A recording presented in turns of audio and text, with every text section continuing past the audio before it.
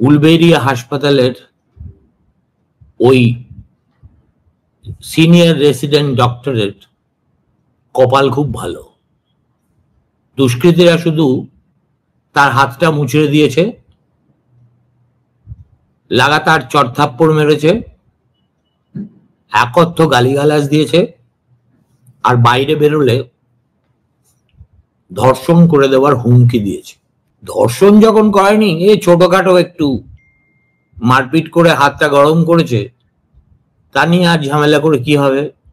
বাংলার সেরা কথা সাহিত্যিককে এইভাবে ওই গুন্ডা মস্তানদের এলাকায় লাঞ্ছিত করার, তার নাম লাঞ্ছিত করাকে কি বাংলা বিরোধিতা বলবো না? শরৎচন্দ্র চট্টোপাধ্যায়, আমি জানি, জীবনের একদম অন্তিম লগ্নে কলকাতারই একটি ছোট নার্সিংহোম, তখন খুবই ছোট, ভর্তি হয়েছিলেন। আপনারা জানেন সেই নার্সিংহোমের নাম? আমি বলে দিচ্ছি, গোর্কি সদনের বিপরীতে পার্ক নার্সিং ক্লিনিক।